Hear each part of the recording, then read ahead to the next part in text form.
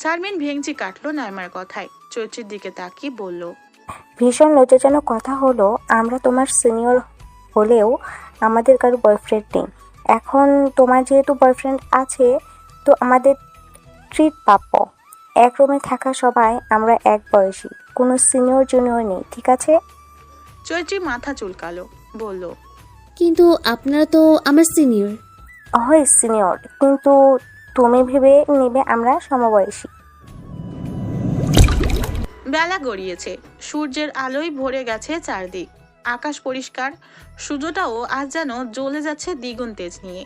শহরে পরিবেশ এমনি গরম, তার উপর আজ আবার সূর্যের তেজ, চারিদিকে গরমটাও যেন আজ খাপ ছাড়া। এই সূর্যের তেজে এখন বাইরে বের হওয়ার তেমন ইচ্ছেই ছিল না চৈত্রীর, তবে উপায় নেই। লোকটা দাঁড়িয়ে আছে ওর হলের সামনে, ওকে বাইরে যেতে বলেছে। সবুজ রাঙা থ্রি পিসে আবৃত চৈত্রীর দেহ, মাথায় জর্জেটের সবুজ ওড়না চাপিয়ে কিঞ্চিত সময় নিয়ে বাইরে এলো সে। নির্ময়কে রোদের মধ্যে দাঁড়িয়ে থাকতে দেখে এগিয়ে গেল তার দিকে, কপাল কুঁচকে প্রশ্ন করলো। ডেকেছেন কেন? নির্ময় এক পলক তাকালো চৈত্রীর পানে, তারপর হাঁটা ধরলো সামনের দিকে, বলল, এসো আমার সাথে। ভ্রু কুচকালো চৈত্রী, বলল, কোথায়? নির্ময় পা চালাতে চালাতেই উত্তর দিল। আমি যেখানে যাব সেখানে। আর কথা বাড়ালো না চৈত্রী, কথা বাড়িয়েও বা লাভ কি? এই বদলোক যখন একবার তার সাথে যাওয়ার কথা বলেছে তখন যেতেই হবে, নয়তো ধরে বেঁধে তাকে নিয়ে যাবে। এমনিতে পুরো পৃথিবীর সামনে একদম ভদ্র নাদান বালক এই নির্ময়, তার যত জারি জুড়ি সব এই চৈত্রীর সাথে। খানিক পথ হেঁটেই একটা বড় বিল্ডিং এর সামনে এসে দাঁড়ালো নির্ময়। তার দেখা দেখি চৈত্রীও তার পাশে গিয়ে দাঁড়ালো, কৌতূহলী কণ্ঠে প্রশ্ন করলো। আমরা এখানে কেন এসেছি? নির্ময় উত্তর দিল না কোনো, শুধু তার হাত টেনে ভিতরে নিয়ে গেল। এক হাতে চৈত্রীর হাত ধরে রেখে অন্য হাতে একটা কাচের দরজা খুলে ভিতরে প্রবেশ করলো। চৈত্রী অবাক হলো, অবাক চোখেই চারদিকে তাকালো সে। হঠাৎ তার চোখ পড়লো দেয়ালে বড় বড় অক্ষরে লেখা কোহিনূর বিউটি পার্লার। চৈত্রীর অবাকের মাত্রা বেড়ে গেল, অবাক সুরেই সে প্রশ্ন করলো। আমাকে পার্লারে কেন নিয়ে এসেছেন নির্ময় ভাই? নির্ময় উত্তর দেওয়ার আগেই তাদের সামনে একটি অল্প বয়সী নারী এসে দাঁড়ালো। পরনে তার একটা টি শার্ট আর ওড়না, টি শার্টের এক পাশে আবার ছোট ছোট অক্ষরে লেখা কোহিনূর বিউটি পার্লার। মেয়েটা সৌজন্যসূচক হাসলো, নম্র কণ্ঠে বলল, welcome to our Kohinoor beauty parlour sir এবং ম্যাডাম, আমরা আপনাদের কিভাবে সাহায্য করতে পারি? নির্ময় ঘাড় বাঁকিয়ে তাকালো চৈত্রীর পানে, বেশ শান্ত কণ্ঠেই বলল। এর চুল কাটাবো। চৈত্রী হতভাগ, কি বলল নির্ময়?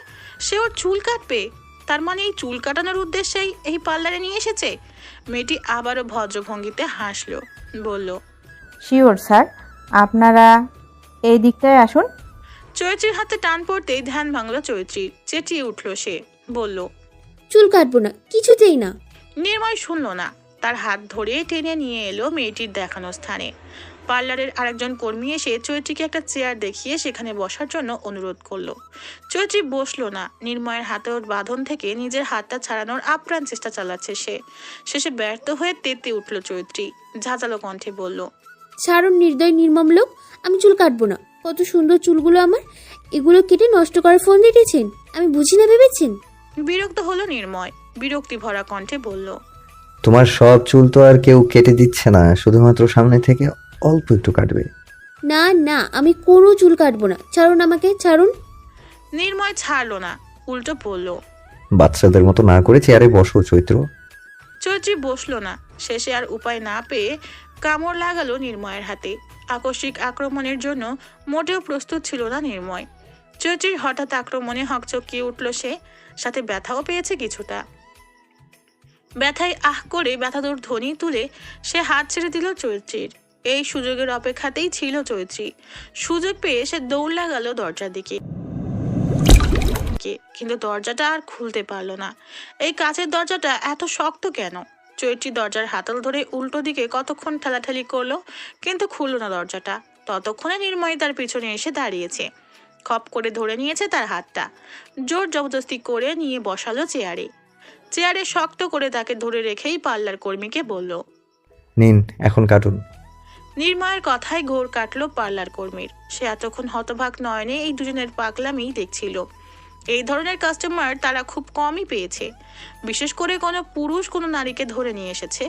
পার্লার কর্মী বেশ অবাকই হয়েছে। নিজের অবাকতার রেশ টেনেই সে নির্ময়ের দিকে তাকিয়ে প্রশ্ন করলো। কি কাট দেবো স্যার? নির্ময় ঠোঁট কামড়ে ভাবলো কিছুক্ষণ, অতঃপর ভাবুক ভঙ্গিতেই বলল, আমি তো কাটের নাম জানি না, তবে ওভাবে কাটলে কপালের উপর ছোট ছোট চুল পড়ে থাকে। আবার একদম ছোট নয়, কিন্তু কানের গোড়ায় গুজে দেয়া যায় এমন। পার্লার কর্মী নারীটি বোধহয় বুঝলো না নির্ময়ের কথা। সে আবারও বোঝার জন্য জিজ্ঞেস করলো। জি স্যার, ঠিক বুঝলাম না। কপালে ভাঁজ ফেললো নির্ময়, বিরক্তি ভঙ্গিতে বলল, ওই যে টিভিতে দেখা যায় না, বাতাসে নায়িকার কপালের ছোট ছোট চুলগুলো উড়ে আসে, নায়ক আবার আলতোভাবে সে চুলগুলো নায়িকার কানের গোড়ায় গুজিয়ে দেয়। ওখানে নায়িকার চুলে যে কাঁটাটা থাকে সেই কাটটাই হবে। পার্লার কর্মী নারীটি এবার বোধহয় বুঝলো নির্ময়ের কথা। সে হেসে বলল, জি স্যার। হাতে কাছে নিয়ে পার্লার কর্মী নারীটি চৈত্রীর চুল কাটতে উদ্যত হতেই ডুকরে কেঁদে উঠল চৈত্রী। তার এত স্বাদের চুল কখনো একটু কাটেনি সে। চামেলি বেগম মাঝে মাঝে চাইতেন তার চুলের আগাটা একটু ছেটে দিতে, তাতেই কখনো রাজি হয়নি চৈত্রী। তা নিয়ে মা মেয়ের সে যে কত ঝগড়া। চৈত্রীর চুলের ধাত এমনি ভালো না, সহজে লম্বা হতে চায় না। কত কষ্ট করে চুলগুলো কোমর অবধি ছড়িয়েছে, আর সেই চুলই কিনা আজ কেটে দিচ্ছে নির্ময়। সামনে থেকে কাটুক বা পিছন থেকে কাটুক, কাটছে তো। তার চুলে কাঁচি লাগা মানে তার হৃৎপিণ্ডে কাঁচি লাগা। চৈত্রীর কান্না দেখে থেমে গেল পার্লার কর্মী নারীটি। প্রশ্নবোধক দৃষ্টিতে তাকালো নির্ময়ের পানে। নির্ময় এবার বিরক্ত বোধ করলো বেশ। রাশভারী কণ্ঠে সে বলল, কি হলো, আপনি কাটছেন না কেন চুল? পার্লার কর্মী নারীটি অপ্রস্তুত হয়ে পড়লো কিছুটা, বলল, জি স্যার, কাটছি। নির্ময় মাথা ঘুরিয়ে দৃষ্টিপাত করলো চৈত্রীর কঞ্চনরত মুখশ্রীর প্রাণে।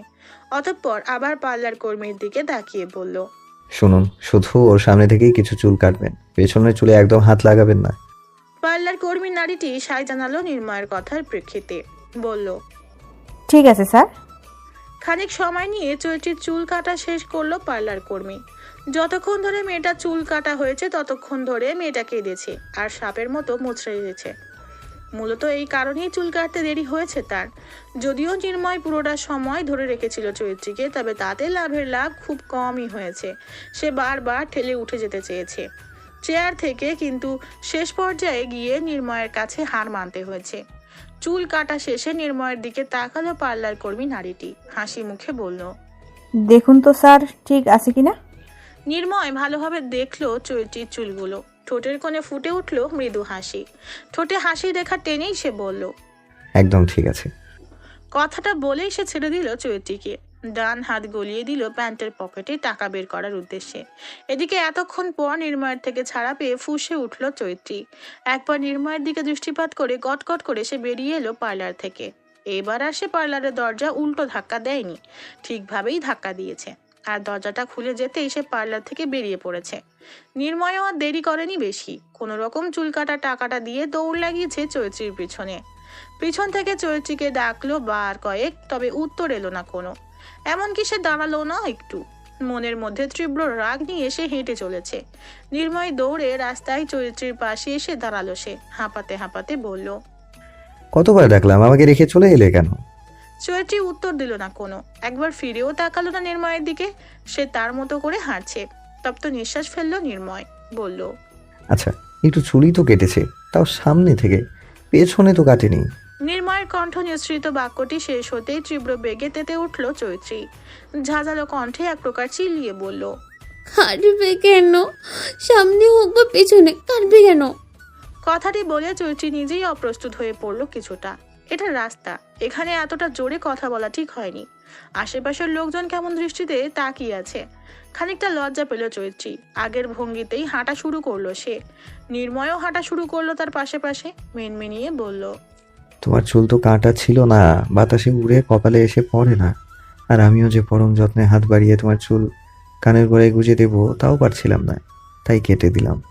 এখন তোমার চুল উড়বে, কপালে পড়বে, আর আমিও চুল তোমার কানের গোড়ায় গুজে দিতে পারবো বাধাহীন ভাবে। চৈত্রী হতভাগ। গোল গোল চোখে সে তাকালো নির্ময়ের মুখ পানে। তার চুল উড়ে কপালে পড়ে না, আর সে সেই চুল গুজে দিতে পারে না কানের গড়ায়। তাই বলে তার চুলই কেটে দিবে? এতটা নির্দয় নির্মম এই লোক। নিজেকে কি সিনেমার নায়ক ভেবে রেখেছে নাকি? ভাবতেই পারে শহুরে বাতাস দেহে মেখে তো এখন আর সে সেই আগের হ্যাংলা পাতলা নির্ময় নেই। সে এখন শক্তপোক্ত সুদর্শন পুরুষে রূপান্তরিত হয়েছে বটে, তাই হয়তো নিজেকে এখন সিনেমার নায়ক ভাবা শুরু করে দিয়েছে। নির্ময় নিজেকে সিনেমার নায়ক ভাবলেও চরিত্রে একদম ইচ্ছুক নয় নায়িকা হতে, তাও আবার তার এত সাধের চুল কেটে। পার্লারে তার মাথা থেকে কেটে নেওয়া এক গোছা কালো চুলের কথা মনে উঠলে যেন কান্না পায় তার। চোখ মুখ শক্ত করে ফুঁসে উঠল চৈত্রী, ঝাঁঝালো কণ্ঠে বলল, আপনার সাথে আমার আর কোনো কথা নেই নির্মম ভাই, আপনি একদম আমার সাথে কথা বলবেন না। বাক্যটা সম্পূর্ণ করতেই উল্টো ঘুরে হাঁটা শুরু করলো চৈত্রী। আটকে উঠল নির্ময়। চৈত্রীর সাথে কথা না বলে সে কিভাবে থাকবে? বাধ্য হয়ে কথা না বলে দূরে থাকা আর কাছাকাছি থেকেও কথা না বলে দূরে দূরে থাকার মধ্যে আকাশ পাতাল পার্থক্য। না না, নির্ময় চৈত্রীর সাথে কথা না বলে কিছুতেই থাকতে পারবে না। সে কি এমন অন্যায় করেছে যে চৈত্রী ভাবে একদম তার সাথে কথা বলাই বন্ধ করে দিবে? শুধুমাত্র চুলই তো কেটেছে একটু, তাও সামনে থেকে। পিছনের চুল তো যেমন ছিল তেমনই আছে, আর সামনের চুলগুলোও তো সে কেটেছে শুধুমাত্র তাদের মধ্যকার ভালোবাসা বাড়াতে। চৈত্রী ঢাকায় আসবে শুনেই তার টিউশনগুলো সব ছেড়ে দিয়েছে, এখন শুধু নিজ রুমে বসে আউটসোর্সিং এর কাজ করে। অবশ্য তাদের লাভও করেছে টিউশনির থেকে ভালো। এদিকে যদি ভালোভাবে কাজ করতে পারে তবে লাভ আছে, তা বেশ ভালোই বুঝেছে নির্ময়। তবে নিজের টিউশনিগুলো ছাড়ার পিছনে মূল কারণ ছিল চৈত্রীর ঢাকায় আসা। সে চেয়েছিল চৈত্রী ঢাকায় আসলে রোজ বিকালে তাকে নিয়ে একটু ঘুরবে, সে একসাথে সময় কাটাবে দুজন, একসাথে পরন্ত বিকালে সূর্য দেখবে।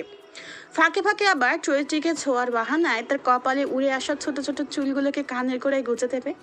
আর এই কারণেই এই পন্থা অবলম্বন করেছে সে। চৈত্রীর প্রতি তার ভালোবাসা সেই কিশোর বয়সের আবির্ভাব হলেও তেমন কখনো একসাথে সময় কাটানো হয়নি তাদের। একসাথে বসে দুদণ্ড মনের কথা বলা হয়নি শান্তিতে।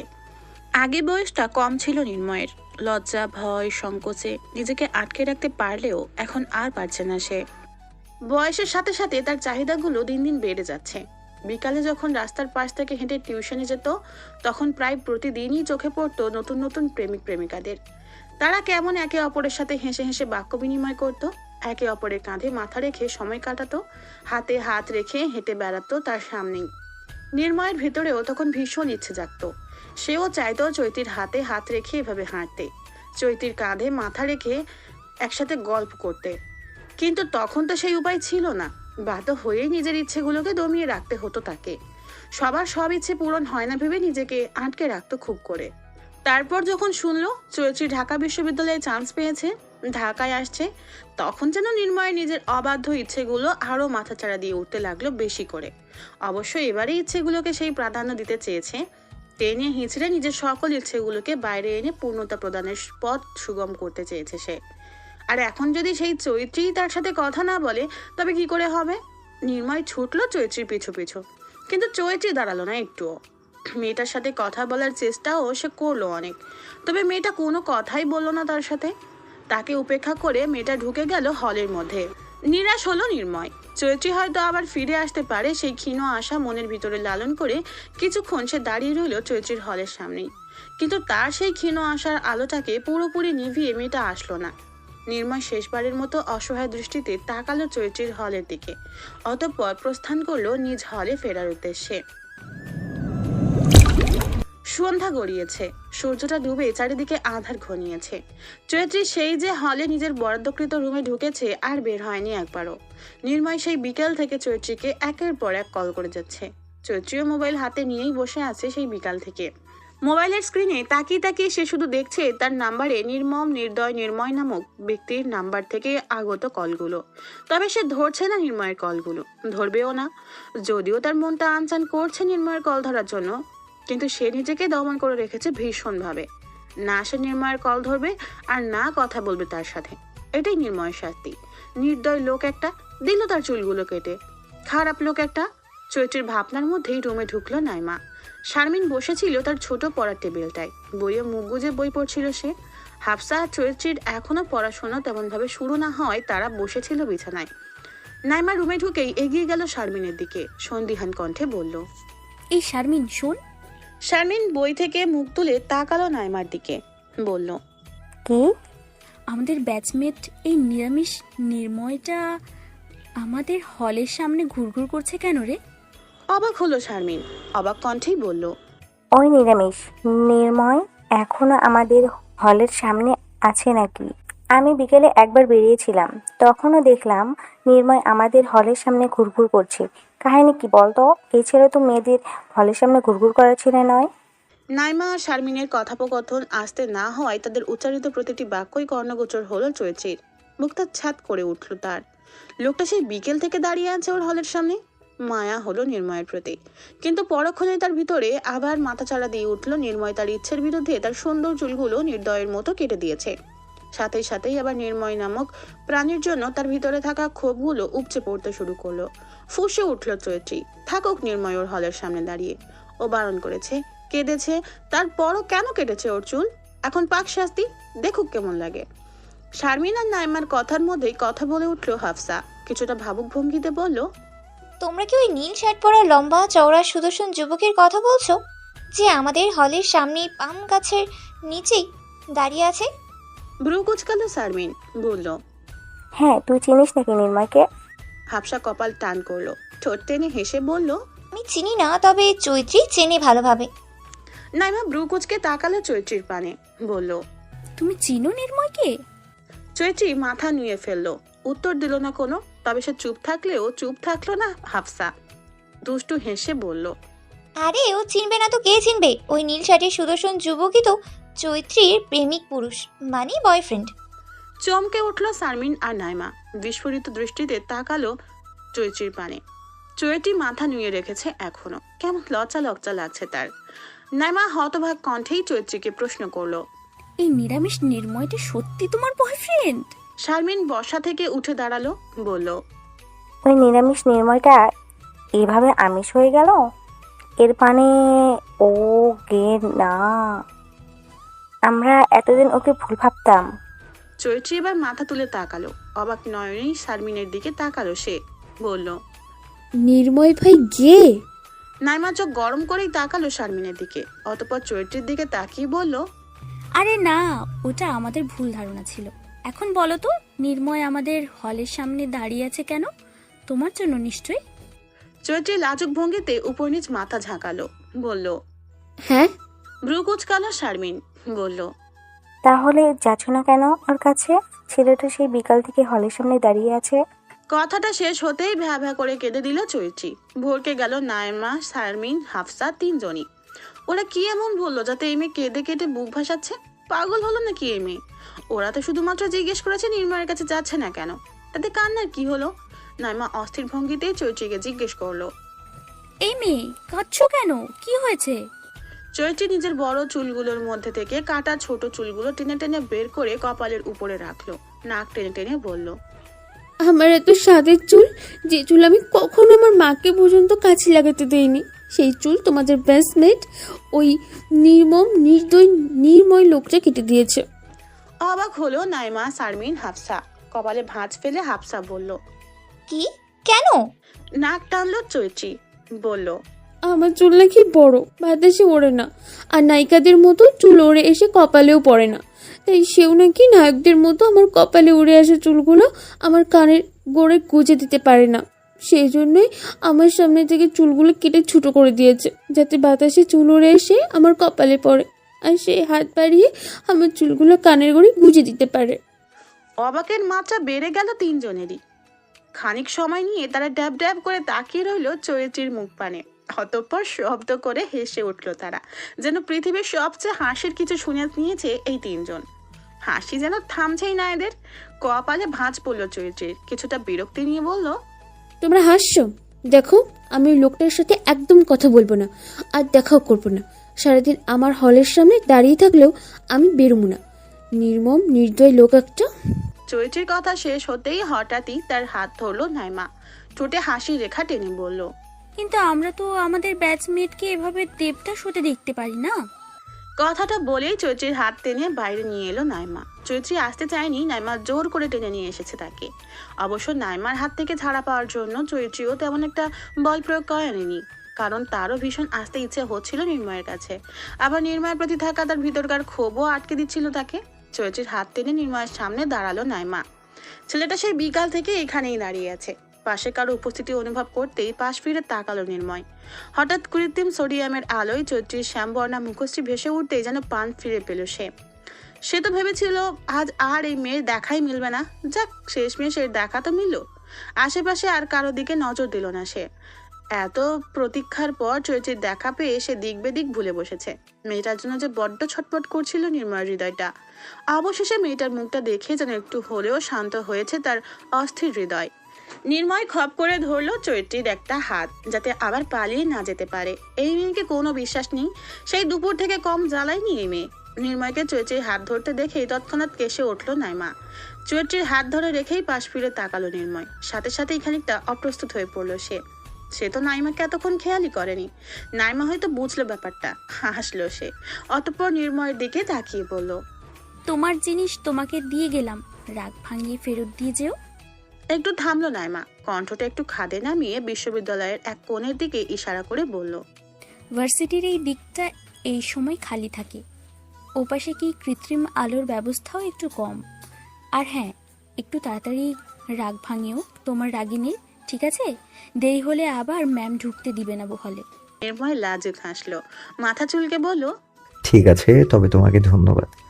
নাইমা হাসলো, বলল, এই শুকনো ধন্যবাদে আমার পেট ভরবে না, আমার ট্রিট চাই। আমি আবার একটু পেটুক মানুষ কি না। নির্ময় মৃদু হাসলো, বলল, আচ্ছা, আমার রাগিনীকে আমার হাতে তুলে দেওয়ার জন্য তোমাদের আমার কাছ থেকে ট্রিট পাওনা রইল তাহলে। নাইমা হাসলো, বলল, আচ্ছা, এখন আমি আসছি, তুমি রাগ ভাঙাও তোমার রাগিনীর। কথাটা বলেই নাইমা প্রস্থান করলো তার হলের দিকে। নির্ময়ও আর দেরি করলো না বেশি। চৈত্রীর হাত ধরে টেনে নিয়ে গেল একটু নীরব স্থানে। চৈত্রী অগ্নিদৃষ্টিতে তাকালো নির্ময়ের পানে, চিবিয়ে চিবিয়ে বলল, সমস্যা কি? আমার হলের সামনে বিকাল থেকে দাঁড়িয়েছেন কেন? আবার এখানে টেনে নিয়ে এলেন কেন? নির্ময় উত্তর দিল না কোনো। হুট করে এসে জড়িয়ে ধরলো চৈত্রীকে। কেঁপে উঠল চৈত্রী, শীতদাঁড়া বেয়ে যেন তার গড়িয়ে নামছে শীতল রক্তস্রোত। এ কেমন অনুভূতি? শিরশির অনুভূতি জাগছে সমস্ত তনু জুড়ে। চৈত্রী নিজেকে ছাড়ানোর চেষ্টা করলো নির্ময়ের বাহুডোর থেকে, কিন্তু ছাড়লো না নির্ময়, বরং আরো গভীরভাবে তাকে মিশিয়ে নিল নিজের সাথে। মুখ গুজলো চৈত্রীর চুলের ভাঁজে, কাতর কণ্ঠে বলল, রাগ করছো কেন চৈত্র? এইটুকু বিষয়ে এত রাগ করা কিন্তু ঠিক নয়। আর তাছাড়া আমি যা করেছি তোমায় ভালোবেসে, আমাদের মধ্যকার ভালোবাসা বাড়াতে, এতে এতটা রাগ করে আমাকে এভাবে কষ্ট দিবে বলো? একটু নরম হলো চৈত্রী, নরম কণ্ঠে বলল, তাই বলে আপনি আমার এত সুদে চুলগুলো কেটে দিবেন? অল্পই তো কেটেছি। আর তাছাড়া এখন কেটেছো, পরে না হয় আবার বড় হয়ে যাবে তোমার চুল, তাই বলে তুমি আমার সাথে কথা না বলে, দেখা না করে, কল না ধরে এভাবে শাস্তি দিবে বলো? চৈত্রী মুখ গুছল নির্ময়ের বুকের খাঁজে, অভিমানী কণ্ঠে বলল, দেব, আরো শাস্তি দেব। কতবার বললাম আমি চুল কাটবো না, কাটলাম পর্যন্ত। আপনি কোনো কথাই তো শুনলেন না আমার, কেটে দিলেন আমার সুন্দর চুলগুলো। নির্ময় হাত বাড়িয়ে চৈত্রীর দুই বাহু ধরে তুলল তার বুক থেকে। প্রেয়সীর কোমল দুই গাল নিজের দুই হাতের ভাঁজে নিয়ে আদুরে কণ্ঠে বলল, এখন যদি তোমায় একটা চুমু খাই, তবে কি একটুও কমবে আমার শাস্তি? একটু থামলো নির্ময়, চৈত্রীর মুখ পানে আর একটু ঝুঁকে বলল, তবে এবার চুমু খেলে কিন্তু সোজা তোমার ঠোঁটেই খাবো। আপাতত তোমার উষ্ণ নরম ঠোঁট জোড়াই টানছে আমাকে মেয়ে। কান গরম হয়ে উঠল চৈত্রীর, দুই গালে ছড়িয়ে পড়লো রক্তিম আভা। নির্ময় ঠোঁট কামড়ে হাসলো, কণ্ঠে কিছুটা দুষ্টুমি এঁটে বলল, রাগের মধ্যেও বুঝি লজ্জারা হানা দিতে পারে? তুমি না একটু আগেই রেগেছিলে আমার উপর? চৈত্রী ব্রু কোচকালো, বলল, রাগের সাথে লজ্জার কি সম্পর্ক আছে? রাগ থাকলে কি লজ্জা পেতে পারবো না নাকি? নির্ময় ভাবতে লাগলো, ভাবুক ভঙ্গিতে বলল, আসলে এই রাগের সাথে লজ্জার কি সম্পর্ক আছে বলো তো? তবে তোমার সাথে কিন্তু আমার বেশ মাখো মাখো একটা সম্পর্ক আছে, তা তুমি অস্বীকার করতে পারো না, কিছুতেই না। চৈত্রী সরু দৃষ্টিতে তাকালো নির্ময়ের দিকে, বলল, আমি কখন তো অস্বীকার করলাম? নির্ময় দাঁত দিয়ে নিজের নিচের ঠোঁট কামড়ে ধরলো, বলল, অস্বীকার করনি বলছো? না, করিনি। তাহলে এখন বিয়ে করে ফেলো আমাকে। আমার না খুব বিয়ে করতে ইচ্ছে করছে, বিয়ে ছাড়া আর থাকতে পারছি না আমি। চৈত্রী গোল গোল চোখে তাকালো নির্ময়ের পানে, নাক মুখ কুচকে পড়ল। নির্লজ্জ বেশরম পুরুষ মানুষ। নির্ময় হাসলো, বলল, মোটেও না, আমি আপাতত মোটেও নির্লজ্জতার পরিচয় দিচ্ছি না চৈত্র, তবে নির্লজ্জ হব। শুধু একটাবার তোমার সাথে বিয়েটা হতে দাও। চৈত্রী নিজেকে ছাড়িয়ে নিল নির্ময়ের বন্ধন থেকে, অবাক সুরেই বলল, আপনার নির্লজ্জতার আরও বাকি আছে বুঝি? মাথা ঝাঁকালো নির্ময়, বলল। আলবাত আছে। চৈত্রী চোখ ছোট ছোট করে তাকালো নির্ময়ের পানে। নির্ময়ের ঠোঁটে খেলা করছে দুষ্টু হাসি। চৈত্রী বুঝলো এখন এই লোকের সামনে যতক্ষণ দাঁড়াবে ততক্ষণই ওকে লজ্জায় ফেলবে, তাই সে আর দাঁড়াতে চাইলো না নির্ময়ের সামনে। এদিক ওদিক এলোমেলো দৃষ্টি ফেলে বলল, এখন রুমে যাই, দেরি হলে আবার ম্যাম বকবেন। নির্ময় হাত উঠিয়ে তাকালো হাত ঘড়িটার দিকে। সময় দেখে আর সে আটকালো না চৈত্রীকে, বলল, আচ্ছা যাও এখন, আমিও হলে ফিরবো। সেই বিকেল থেকে দাঁড়িয়ে আছি এখানে। কথাটা শেষ হতেই চৈত্রী পা বাড়ালো তার হলের দিকে, কিন্তু যেতে পারলো না। তাকে পিছু ডাকলো নির্ময়, বলল। শোনো। থমকে দাঁড়ালো চৈত্রী, ব্রু কুচকে সে তাকালো নির্ময়ের পানে, বলল। কি?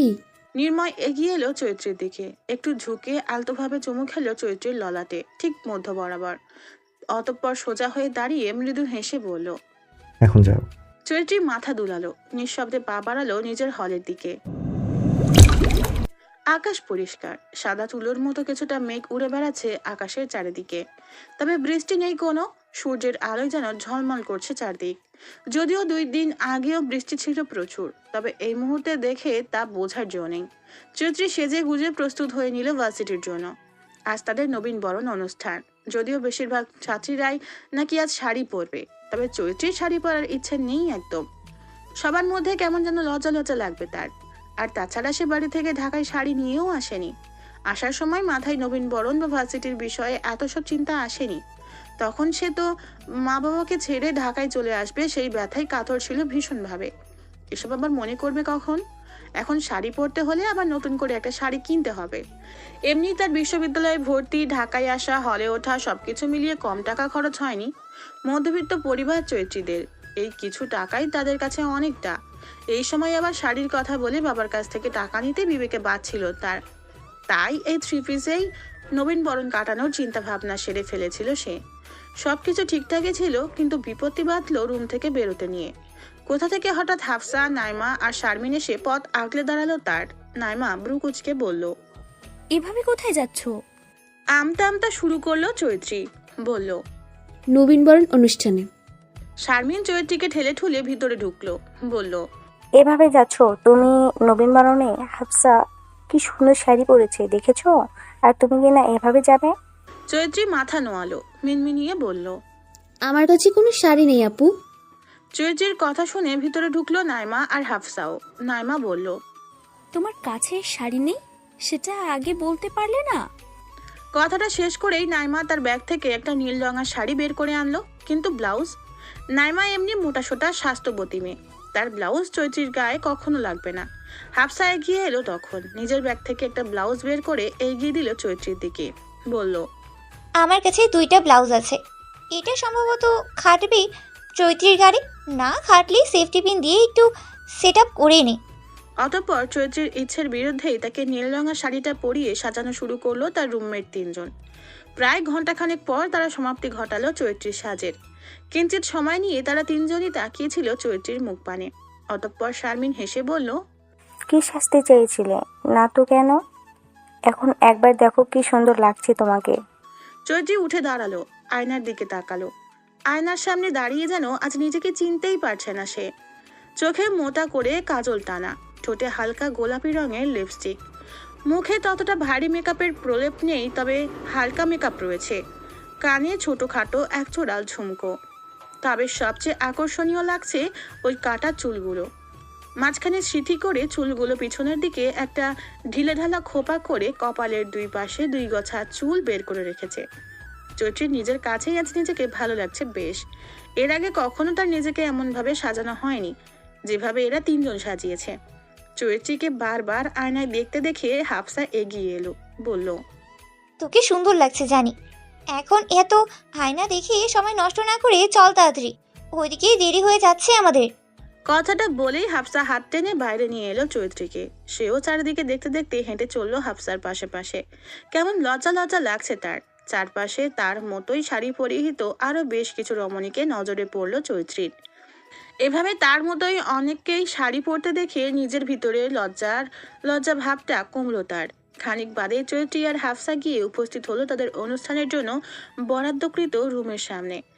যেখানে আগে থেকেই দাঁড়িয়ে ছিল নির্ময়। চৈত্রীকে দেখেই যেন থ হয়ে গিয়েছে সে, ভাষা হারিয়ে ফেলেছে সে।